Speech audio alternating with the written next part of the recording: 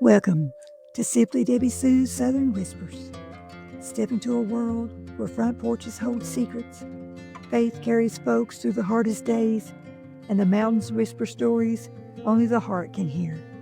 I invite you into tender moments, gentle humor, and the kind of Southern warmth that feels just like home. Welcome in, friends. I'm so glad to have you here with me today for another story. So let's get right into the introduction. Some Sundays slip in soft as a hymn hummed under your breath. They don't arrive with fanfare or fuss, just a quiet invitation to slow down and notice the world the way God intended. This is the story of two dear friends, Martha Sue and Barbara, who climbed a bell tower expecting trouble and found a miracle instead. This week's story is called The Day the Church Bell Stuck. The morning sun had just begun warming the tin roof of Gloryland Chapel when Martha Sue stepped out of her Buick, her Bible tucked under her arm like she was marching into battle. She paused, listening. The churchyard was still. Too still. No bells, she muttered. Not even a polite little ding. Barbara pulled up beside her, easing out of her car with the grace of someone who learned long ago not to rush on a Sunday. "Morning, Barb," she said, smoothing her skirt. "You look like you're about to scold the Lord himself." "I might," Martha Sue replied. "The bell didn't ring. That's not normal." Barbara waved a hand. "It's rust. That bell's older than my Uncle Vernon's jokes." Martha Sue pressed her lips together. "Or it's a sign." Barbara sighed. "Everything's a sign to you. Last week you said the burnt biscuits were a sign." "They were," Martha Sue insisted. "A sign that Sister Bonnie needs to stop baking when she's distracted."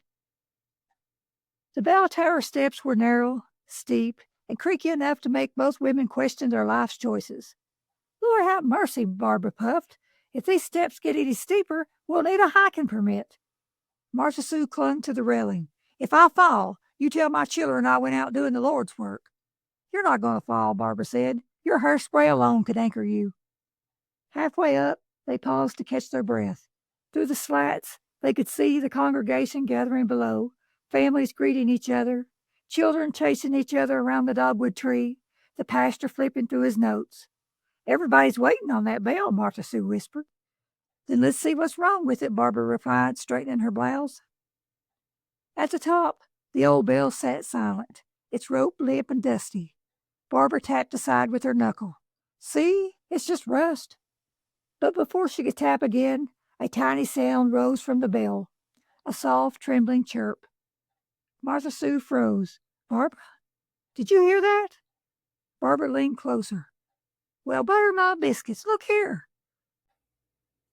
Behind the bell, tucked into a little hollow between the beams, was a nest woven from twigs, hay, and what looked suspiciously like a piece of Sister Bonnie's choir robe. Inside were three baby birds, their beaks wide open, trembling with life. "Oh, my stars," Martha Sue whispered. "They're just babies." Barbara's voice softened.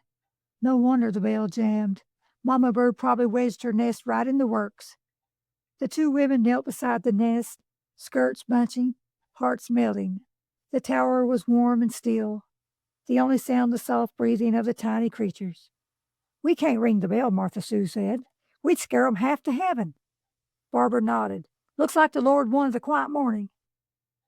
They made their way back down, slower this time, careful not to jostle the peace they'd just witnessed.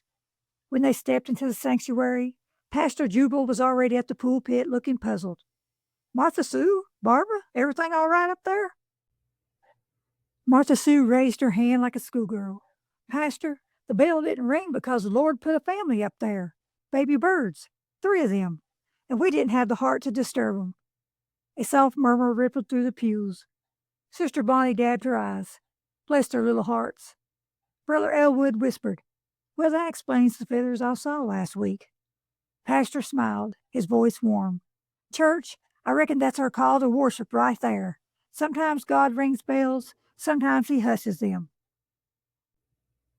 Instead of the usual chime, the service began with a quiet prayer of gratitude for small miracles, for gentle interruptions, and for two friends who climbed a tower just in time to notice them.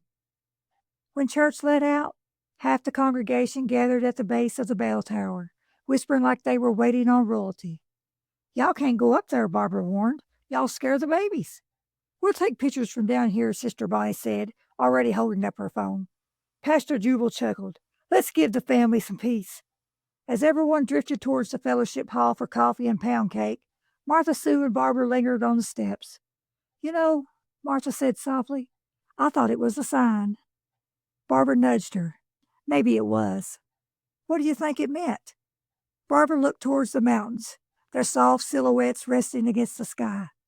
Maybe it meant slow down. Look closer. Don't rush past the small things. Martha Sue nodded. I reckon you're right. And for once, Barbara didn't tease her about it. So the reflection of this week's story is, sometimes God speaks in thunder, sometimes in bells, but more often he whispers through a quiet morning, a stalled plan, or a tiny nest tucked where you least expect it. Martha Sue saw a sign, Barbara saw rust, but heaven saw an opportunity, a moment to pause, breathe, and notice the fragile beauty tucked into the corners of her days.